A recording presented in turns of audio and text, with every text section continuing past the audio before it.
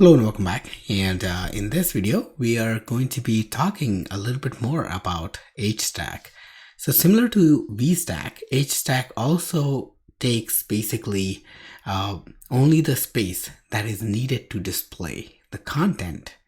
Let's go ahead and prove that with an example. So I'm going to copy our previous example, and let's go ahead and add a border modifier, just like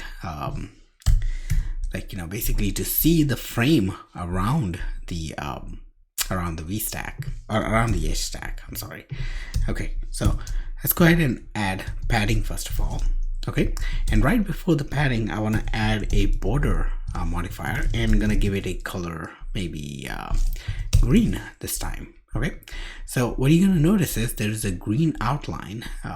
I don't know if it's going to be visible. Let me go ahead and change it to red. Okay, so there's a red outline basically defining, or basically showing us the space your HStack is taking. And notice that it's only taking enough space to display both of the text views.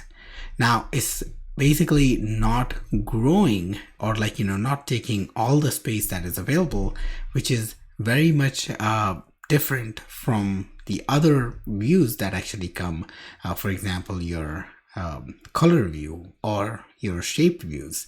All those take as much space as possible. HStack, VStack, and all these containers are sort of more on the opposite side, where they take only enough space to render the element. Okay. All right, so I just wanted to quickly talk about the spacing.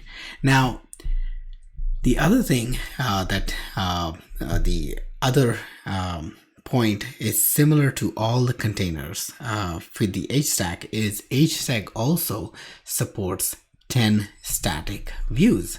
So it cannot have basically more than 10 views. And if you'd like it to have more than 10 views, then you have a choice of basically creating more groups or subcontainers inside the view. So what am I talking about?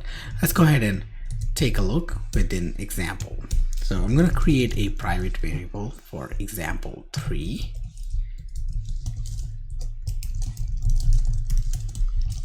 Okay, and I'm going to paste this code because this is where we are actually drawing the whole dev techie in characters, and I don't want to type all that. Okay, so what we are doing is we are actually creating this effect of the text slowly shrinking in size. Okay, and notice that the number of elements that we have for the whole dev techie, it's 9. So we have actually distributed them equally. Now if I were to comment on these guys, okay, and if I were to add 3 more elements,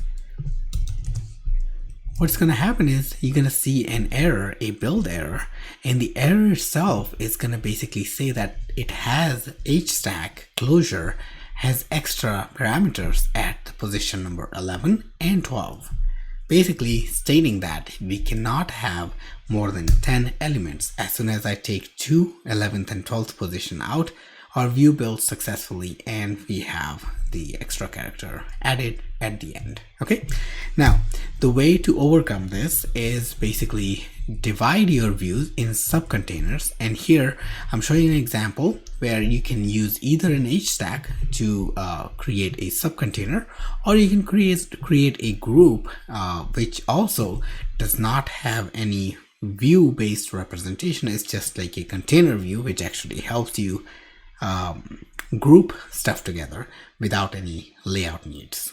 Okay, so more on how you can actually manage these is by nesting multiple group or container groups inside the HStack.